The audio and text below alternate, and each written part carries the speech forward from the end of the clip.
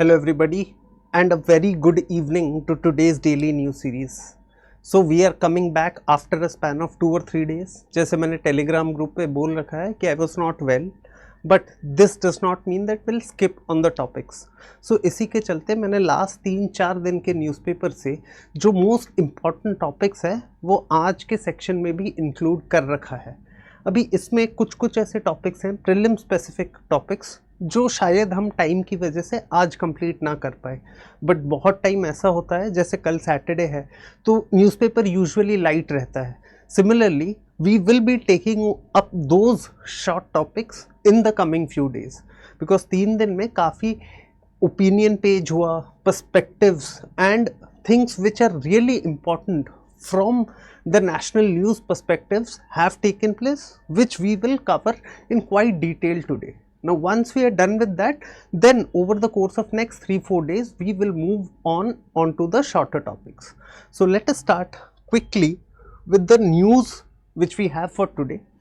ये essentially current affairs class की तरह होगा, where we are discussing पिछले 3-4 दिन का news. So first is India's public procurement system. Now ये सबको पता है कि इंडिया का जो पब्लिक प्रोक्योरमेंट सिस्टम है उसका एक मेजर फाउंडेशनल एस्पेक्ट है मिनिमम सपोर्ट प्राइस, क्योंकि this minimum support price guarantees a regular income to the farmers. और इसी के चलते rice and wheat is the most cultivated crop of India. This just because of the reason कि उनके लिए इसमें रेम्यूनरेशन फिक्स्ड है और उन्हें गवर्नमेंट की तरफ से मिलता है. बट इसकी वजह से एग्रीकल्चर में क्या प्रॉब्लम हो रहा है, this is the perspective which we are exploring here. A very very important topic from the perspective of GS3 mains, जहाँ पे एग्रीकल्चर रिलेटेड एस्पेक्ट्स में काफ़ी टाइम PDS या public distribution system which is the bulwark of our public procurement system के बारे में पूछा गया है. Then second, we will move on to the most important judgment which Supreme Court gave within the past 2 days, where it essentially struck down the Tribunal Reforms Act 2021. अभी इस act के कौन से ऐसे प्रोविजन थे जिसको सुप्रीम कोर्ट ने strike down किया है, और जैसे उन्होंने सजेस्ट किया है to establish a national tribunal commission within 4 months. So we will be exploring that again. Very probable question from the perspective of GS2. ये सारे न्यूज़ के हम दूसरा एस्पेक्ट भी देखेंगे कि एक्चुअली ये न्यूज़ से क्वेश्चन किस तरह का पूछा जा सकता है.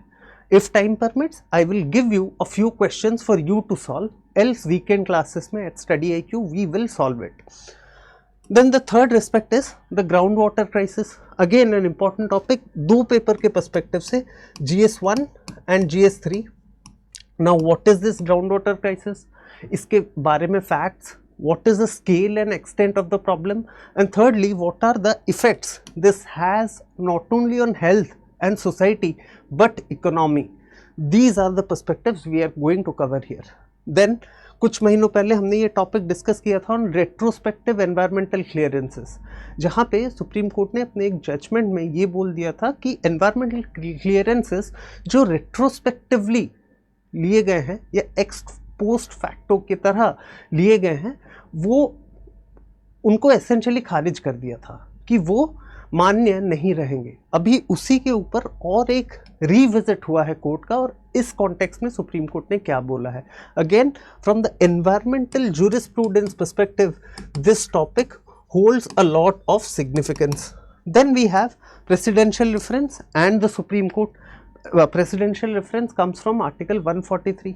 इसके अंडर प्रेसिडेंशियल रेफरेंस में प्रेसिडेंट ने एसेंशियली क्या पूछा था सुप्रीम कोर्ट से कि अप्रैल 8 को एक जजमेंट आया था जहाँ पे कोर्ट ने बोला था कि जो गवर्नर और प्रेसिडेंट्स है उनको जो बिल रिजर्व करने का टाइमलाइन है वो एक टाइम बाउंड मैनर में होना चाहिए.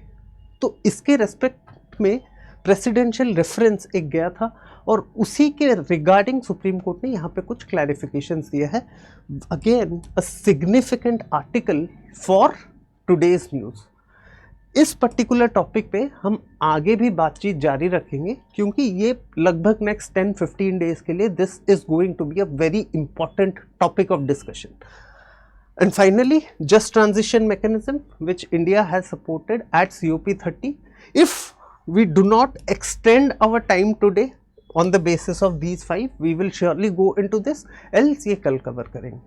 So now let us quickly move into today's news. If you want to connect with me, then go to this Telegram channel, that is Current Affairs by Nishit. Any doubt or clarifications or strategy regarding doubts of your UPSC preparation, you can directly ask me over this Telegram channel. Even if you want to submit your answers, I am always available. हाँ, answer अगर दोगे तो वो 1-2 दिन 3 दिन में check होके वापस आएगा. So let us start with the first news of today. First news says it's time to sort out India's cereal mess.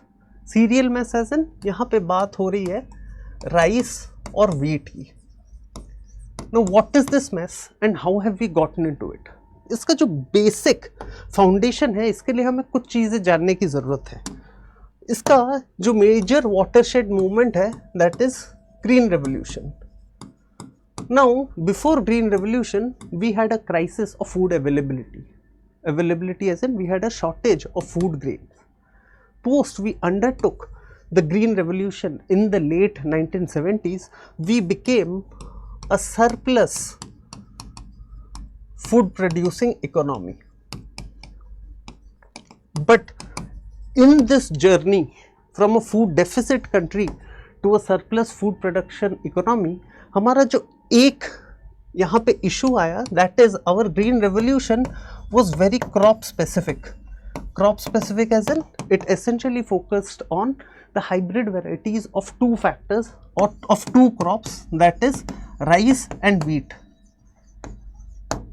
To again along with this production जब PDS और MSP provide किया गया, majority of the states try to give the MSP in this particular 2 crops. अभी इसके चलते problem क्या हुआ on ground कि जो राइस एंड वीट के लिए एमएसपी प्रोवाइड किया जा रहा है, तो फार्मर को क्या लगता है कि यहाँ पे हमारा इनकम स्टेबल है क्योंकि गवर्नमेंट हमको इसके लिए प्राइस प्रोवाइड कर रहा है. We are not dependent on the market. तो इस केस में फार्मर क्या करेगा, it will start producing rice and wheat at a large scale. And this has led to a situation जहाँ पे we have a lot of cereals या food grains in the form of rice and wheat. And despite being a large producer of pulses and oil seeds, we are still the largest importer of these 2 crops. This is what essentially the article says. अभी इसी article से कुछ facts और कुछ perspectives उठाते हैं जो अपने एग्जाम के लिए काम में आ सकते हैं. फर्स्ट आर्टिकल बोलता है कि why do farmers rush to grow paddy and wheat in the Rabi season? The reason is it is safe and guaranteed to be bought by the government under its public distribution system. Then MSP makes paddy more assured than other crops. What is the core problem in this? यहाँ पे article ने 3 core problems की बात की है. First, over procurement of rice and wheat. Procurement of paddy and wheat consistently exceeds the actual PDS requirement, which essentially leads to a excess of stocks. अभी इतना ज़्यादा प्रोक्योर अगर कर लिए हैं जो कि एक्चुअल PDS रिक्वायरमेंट से ज़्यादा है, तो this leads to high storage and transport costs and an increase pressure on government finances due to this. इसका एग्जाम्पल 2024-2025 में था, where paddy procurement was somewhere around 120 lakh tons, which was way higher than what PDS नीडेड. इसका second problem जिसके बारे में हमने starting में बात की, under procurement of pulses and oil seeds. Despite being amongst the world's largest producer, India imports 55% of the edible oil demand and significant quantities of pulses. Procurement agencies rarely buy these crops at MSP, as farmers stick with rice and wheat for assured income. This is the second core problem of that issue. And then India spends massive amounts on buying एक तरफ अंदर में in the internal agricultural economy, India spends massive amount on buying this excess rice and wheat and importing edible oils and pulses from outside. Now the question is, why don't the farmers diversify? First point, there is no guaranteed buyer for non-MSP crops. Second, there's a fear of price crash हो जाएगा, तो उसको again जो assured income है वो नहीं मिलेगा. Third, there is a lack of storage, processing and marketing chains. तो अगर even if they produce say diverse crops, तो उस एरिया में they won't be well connected to the logistics system which includes the storage, processing, marketing chains. And it leads to a situation of high risk and input costs, which is in pulses and oilseeds. This might include high price they pay for seeds, या fertilizers, etc. Thus, diversification will not work unless backed by income security. This is a very important statement which the article makes.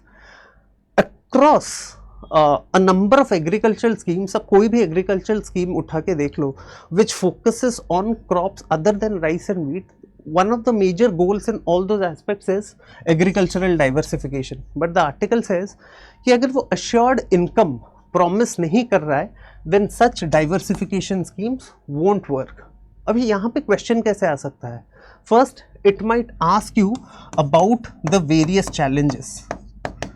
Yeah. In short, about the various gaps. अभी जैसे gaps के बारे में कभी भी question आता है, usually बच्चे क्या करते हैं, पॉइंट वाइज लिखना चालू कर देते हैं. हम इसको पॉइंट वाइज लिखेंगे, बट इसको थोड़ा सा और सॉर्टेड, फ्रेमवर्क ओरिएंटेड बना देंगे. इस पूरे स्ट्रक्चर में कितने स्टेक होल्डर्स हैं, अगर मैं आपसे पूछूं तो मोटा मोटी 5 मेजर स्टेक होल्डर्स हैं. First the government sector, then government as in the union government, then the state governments, then the farmers, private sectors and market. Due to the gaps in the functioning of these 5 stakeholders, we have these core problems. Now, what are those gaps? First, skewed MSP by government and weak procurement of pulses and oil seeds. इसके अलावा there are inefficiencies which FCI godowns have, lack of proper storage facilities, lack of proper transport facilities. Second, the states को अपना target पूरा करना होता है procurement का, because the farmers are a major vote bank. Third, farmers, their major concern is कि income आए and they don't fall into the trap of money lenders या फिर informal debt. And we know more than 80% of our farmers are small and marginal with lack of adequate resources कि वो collateral रख के वो bank से पैसा ला पाए. So they usually depend upon informal money lending. Now in that case, if they don't get their assured income, the price for their crops, then this is going to be difficult. Then you have the private sector. The private sector has engaged at a very low level with the farmers. The reason being कोई formal channel नहीं है through which they can connect. Then finally you have markets. Markets में you have fragmented mandis which are not functioning as per the acts as it should have. Then you have weak aggregation of products. Aggregation क्या है? जैसे कोई भी farmer कहीं से product ला के कोई मंडी में बेच रहा है, you don't have a proper system, neither digital nor physical, to ensure it is properly aggregated. Now these all are the facts which essentially creates this core problem. तो अभी एग्जाम में कभी भी आपको क्वेश्चन आए कि what is the core problem, तो don't just write these two issues about rice and wheats and pulses and oil seeds. Go deeper, talk about stakeholder and the related gaps. इसमें last we come to the way forward, क्योंकि ये तो compulsory है हर answer में, especially if it is a plaguing issue, if it is an issue जो कि बार बार news में आ रहा है और इशू एट हैंड है, तो यहाँ पे कुछ वे फॉरवर्ड डायरेक्टली आर्टिकल से लिया जा सकता है. First, rationalise procurement, that is keep price and wheat procurement aligned with actual PDS needs and don't overestimate या over procure than what is required. Then second, you have strengthened the farmer producer organizations. What is farmer producer organizations? This is a collective of all the farmers, और इसको बोल सकते हैं collective of all the producers. Now जब वो सारे farmers and producers संगठित होते हैं under a particular organisation, then they have more से, they can probably sign a contract with the private company, which will again open up a new source of assured income. Then you have build competitive value chains. That means invest in storage, processing, cold storage for pulses and oil seeds. Then introduce assured price and assured buyer for diversification. जैसे मैंने बोला diversification इसलिए fail नहीं कर रहा क्योंकि farmers का interest नहीं है, वो उसका मेजर चैलेंज यही है कि वहाँ पे अश्योर्ड इनकम के चांसेस कम है. Then reform FCI and state agencies who are actually the agencies who implement the entire procurement system. So this particular article has given you a lot of points which you can answer in any question specific to PDS. Now let's move to the second article. Now here Supreme Court has struck down provisions of Tribunal Reforms Act and tells government to set a panel. Now let us understand first what a tribunal is और इसका role क्या था. Tribunal starting of the constitution से था नहीं. Tribunal was introduced by 42nd constitutional amendment act 1976.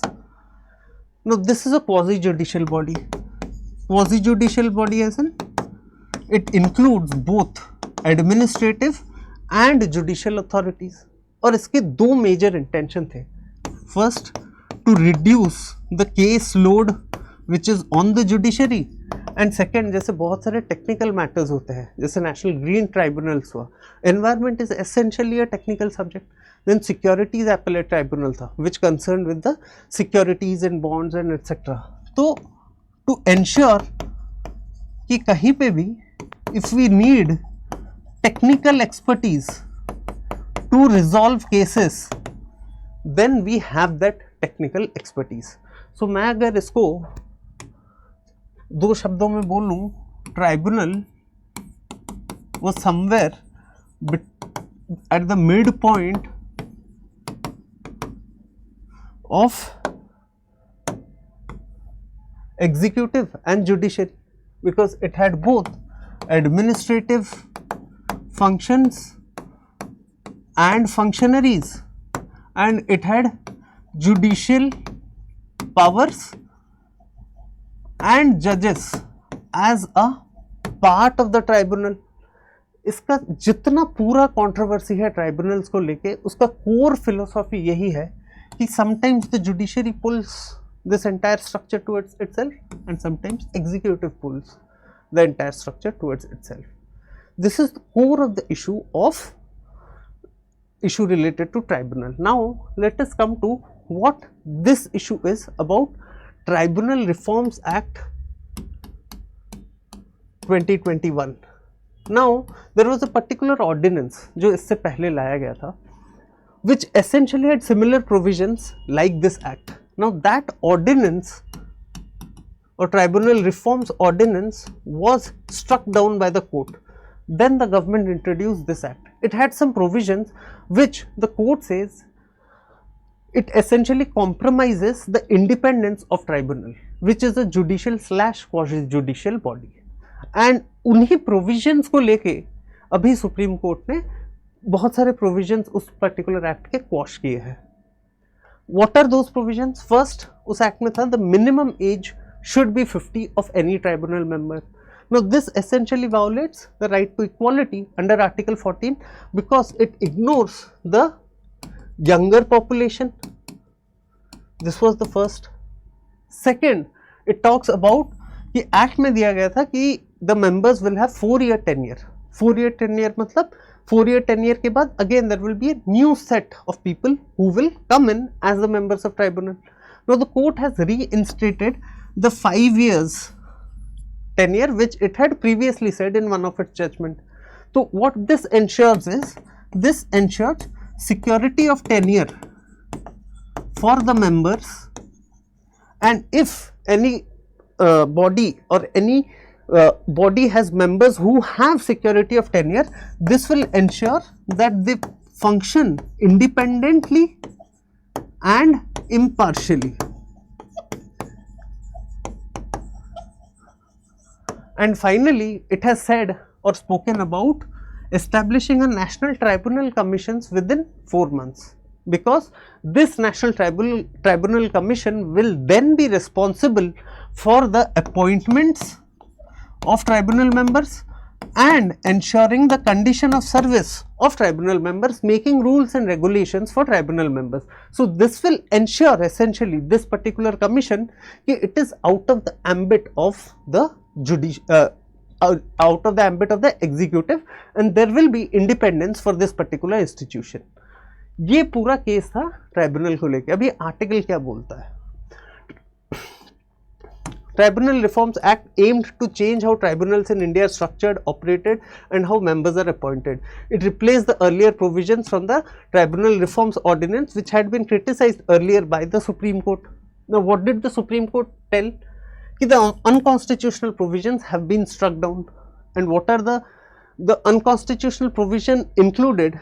Excessive control to the union government over appointment, salaries, service conditions, weakened independence of tribunals by curtailing tenure arbitrarily, restricting judicial autonomy and undermining impartial adjudication. Abhi exact provisions हमने देख लिया. Then the reasoning which has been provided is Parliament can redesign tribunals, but इसमें कुछ constitutional provisions है which should not be compromised at any case. First, the independence, second, impartiality, and third, effective adjudication.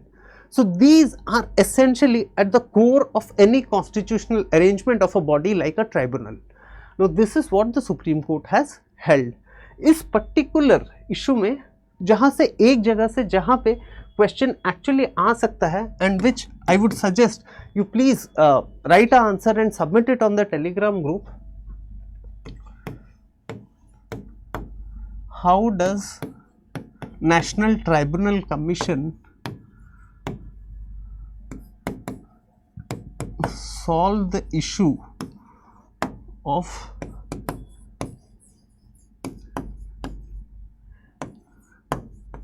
independence of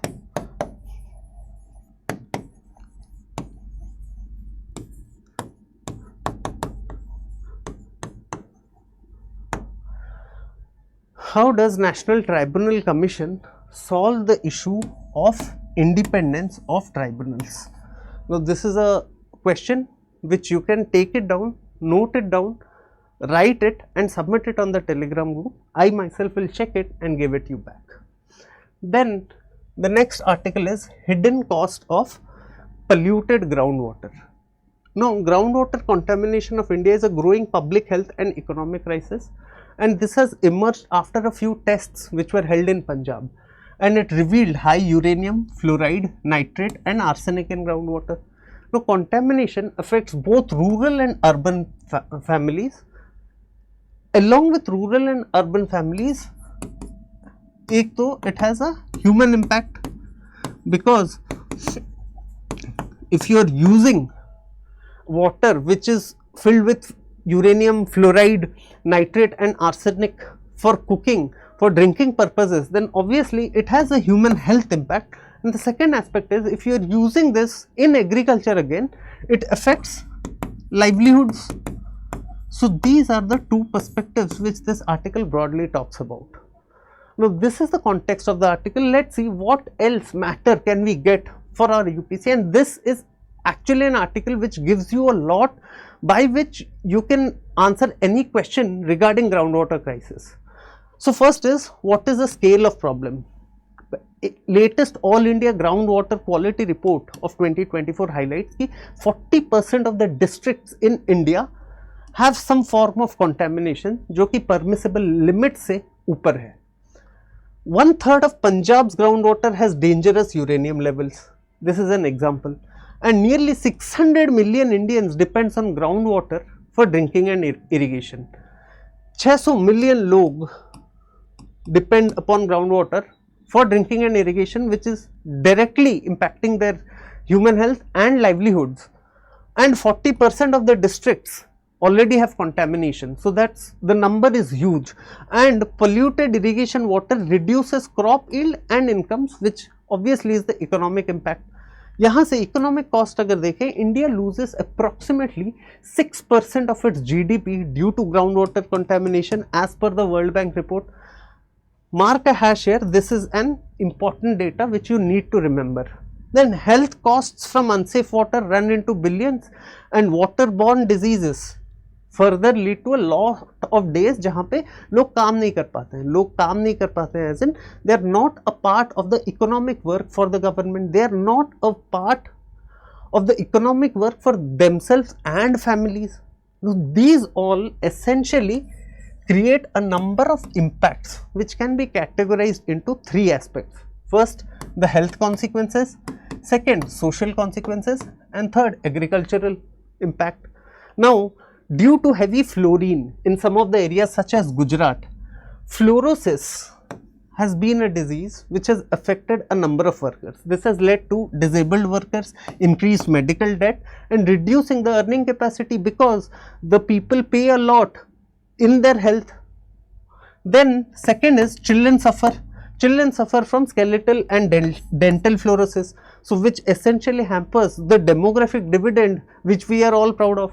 Then cognitive impairment from arsenic and long term illnesses. So some of the keywords, ऐसे सारे articles में यहाँ पे बहुत सारे keywords हैं. As an aspirant, you need to know which are the keywords which are important to you, जो आप आंसर में यूज़ कर सकते हो, जो आप याद रख सकते हो.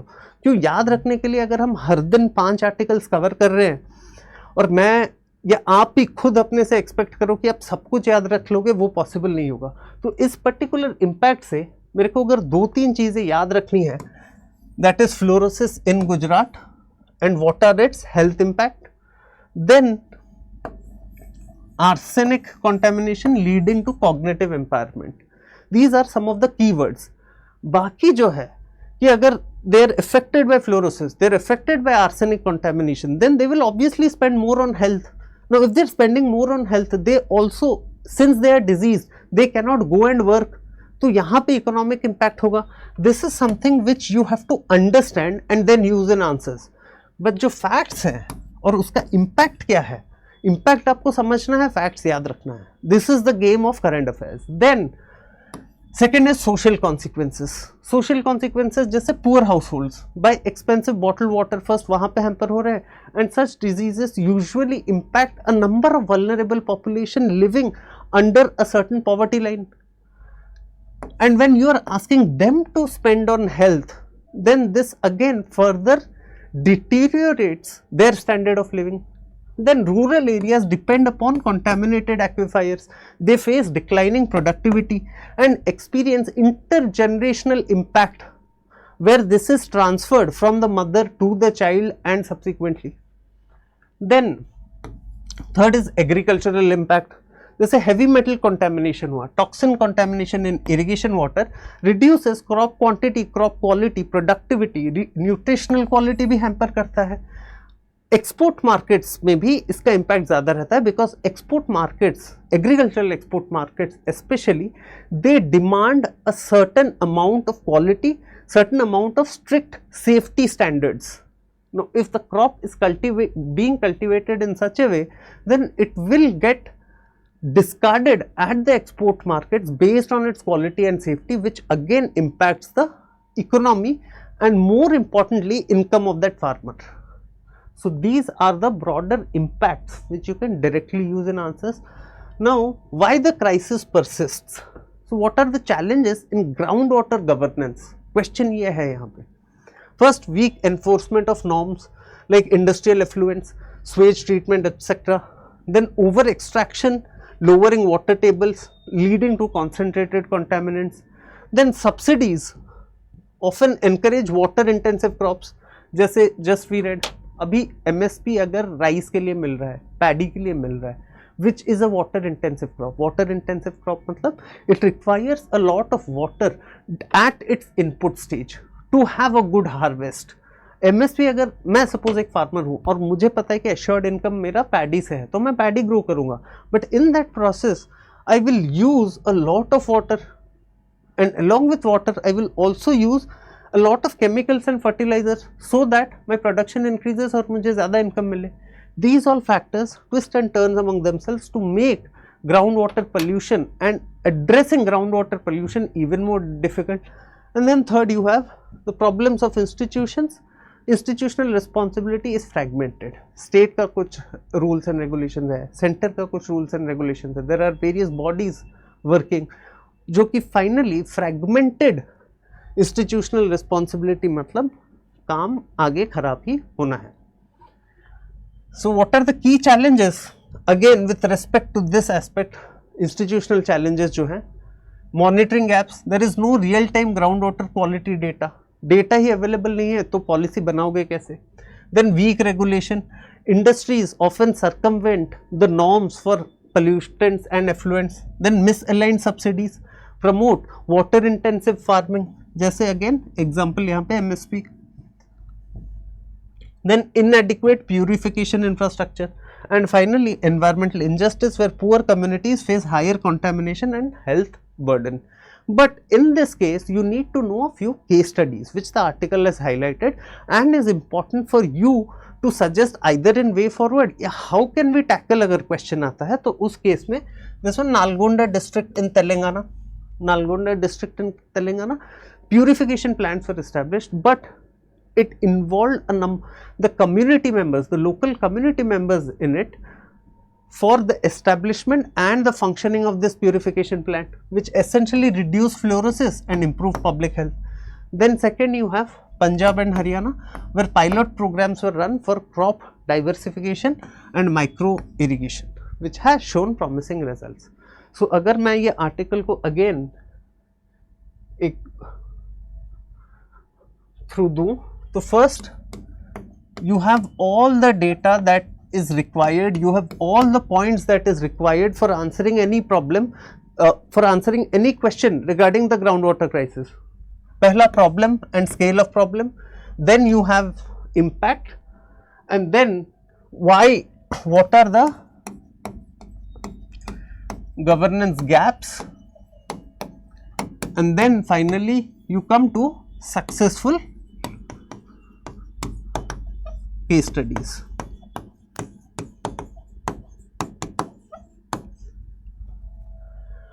So this is what you are going to read from this particular article. Now coming to two important Supreme Court verdicts. First is Supreme Court recalls verdict rejecting green clearances. तो इसका background पहले समझ लेते हैं.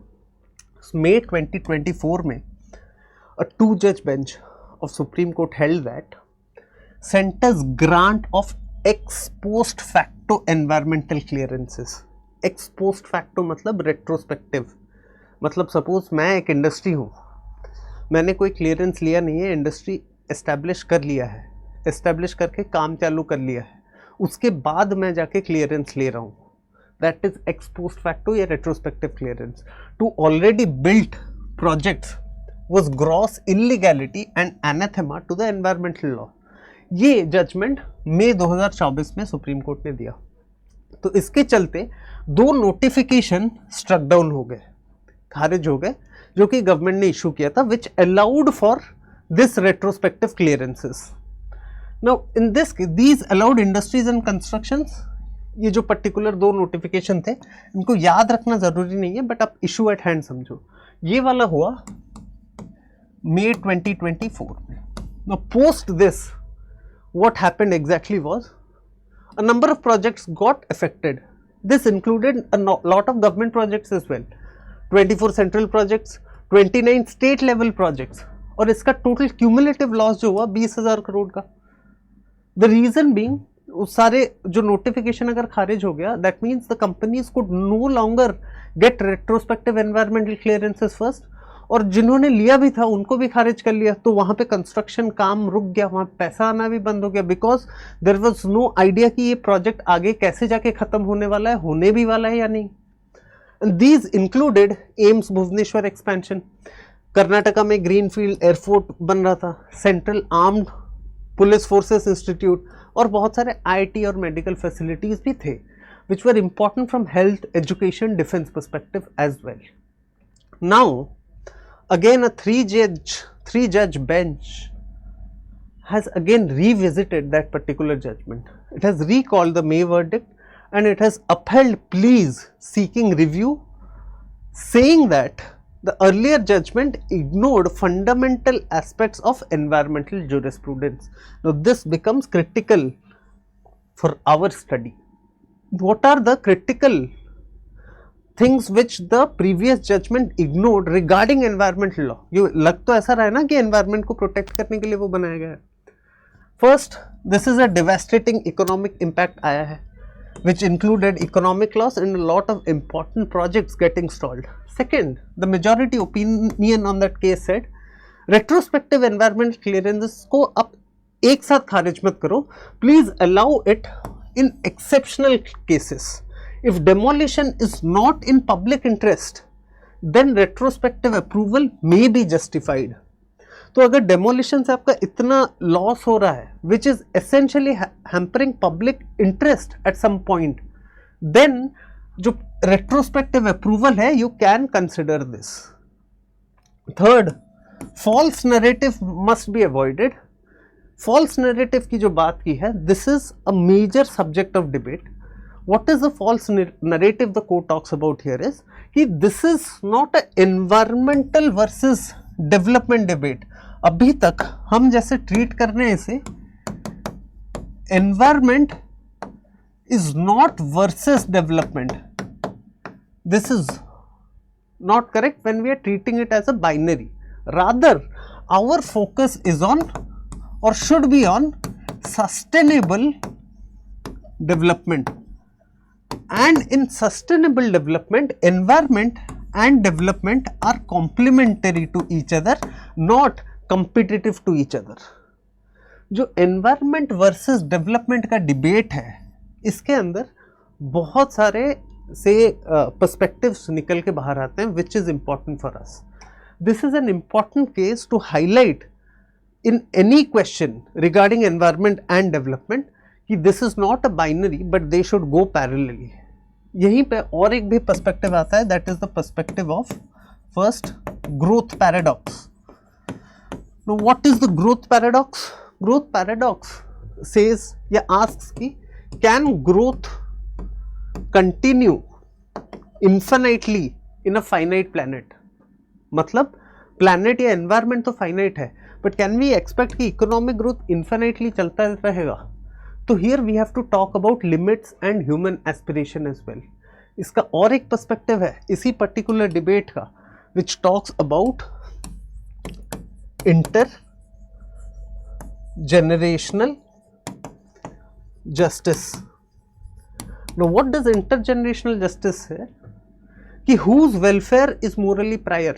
क्योंकि अगर हम economic development कर रहे हैं वो भी आगे की तरफ देख रहे हैं, अगर हम सस्टेनेबल डेवलपमेंट कर रहे हैं जहाँ पे एनवायरनमेंट और इकोनॉमिक डेवलपमेंट दोनों को कंसिडर कर रहे हैं, then only we are considering it as a part of intergenerational justice where we are providing justice to our future generations as well.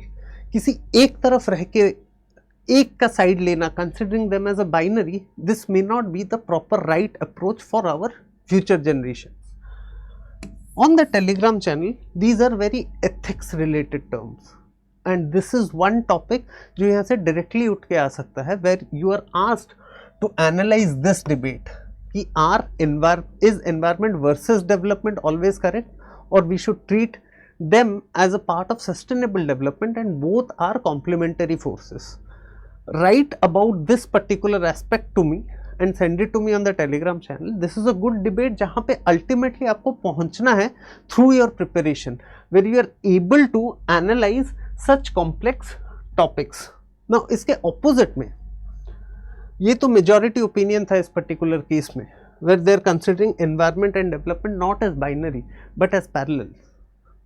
There has been a strong dissent as well.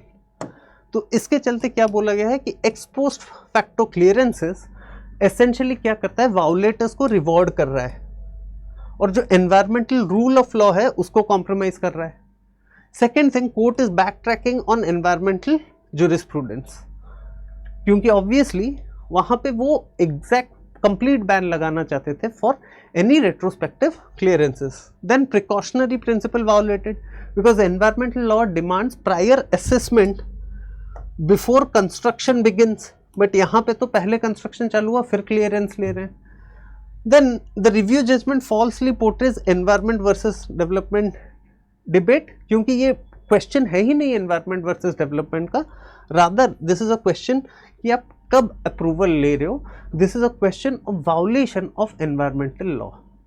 ये जो दोनों opinion है, this can be analyzed on the basis of various principles that includes precautionary, sustainable, ex post facto and public interest. So I would like you to analyze and expand this particular table and send it.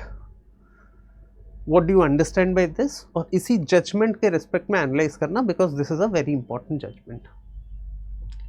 Then this is today's newspaper का main news, which will be discussing in the coming days as well, because I am sure this will come up in our discussions a number of times. So here what the court has said is, courts cannot fetter president and governor.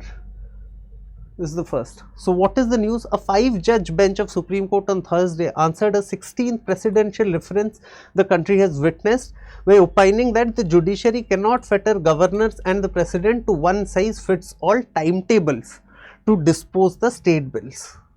Now, यहाँ ये question start कहाँ से हुआ? There was an April 8th judgment. तो इसमें हुआ क्या था? In a Tamil Nadu governor case, इस particular case में it imposed a 3-month time limit for governors and president to act on bills. अभी governor can act on bills depending upon Article 200, where it can pass or choose not to pass or withhold its assent. So ये सब, these all are part of Article 200. Now within Article 200 ऐसा हुआ था कि the governor sat on a bill for a number of days. So ना तो वो पास हो रहा है, ना तो वो रिजेक्ट हो रहा है. So in that case the court had particularly opined कि ऐसे सारे cases में the governor should follow a strict timeline और 3 months के अंदर it has to take a decision on that particular bill. Now this was April 8 judgment. In the present judgment what the court has said is, April 8 judgment के बाद और एक हुआ था कि there was a presidential reference which was given. In this presidential reference, which follows from Article 143 of the Constitution, the president asked us, is court empowered to give such time bound directions? Now in that case the Supreme Court has said कि the courts cannot give a strict timeline to a constitutional office like president or governor. This is what the case was all about. इसके अंदर और जो facts हैं, let us see that. This was the question, can courts prescribe fixed timelines or assume deemed assent if the president governor does not act within such timelines? So here the court has said there is no one size fits all timeline. Judiciary cannot impose universal deadlines. Universal deadlines जैसे इस case में हुआ था कि हर case में it has to decide on the bill within 3 months. Court also cannot assume deemed consent if deadlines expire, because doing so would assert the functions of constitutional head and second violate the separation of powers which is a part of basic structure. क्योंकि ये जो काम है bill को पास करने का, उस constitutional process के अंदर it is upon the president or the governor to decide upon what it wants to do when it wants to do. Now if the judiciary sets a time bound timeline, then in that case separation of power जो कि part of basic structure है, it would assert that या फिर it would come on top of that. Then but no evasive or prolonged inaction either. That is, the court has also said president or governor cannot sit indefinitely on the bills. Prolonged unexplained delays violate federalism and people's will. Governor या president के पास जब भी bill आता है तो उनका काम है कि to provide a decision so that वो जो इम्पोर्टेंट मैटर के ऊपर बिल बना है उसके ऊपर एग्जीक्यूटिव या एडमिनिस्ट्रेशन उसी हिसाब से काम कर पाए. अभी चीज़ ये है कि if the governor or president sits indefinitely on the bills, then essentially that act cannot be taken forward. And in that case, जो people का will है, जो गवर्नमेंट में या लेजिस्लेचर में जो बैठे हैं जिन्होंने वो बिल पास किया है, that essentially represents people's will.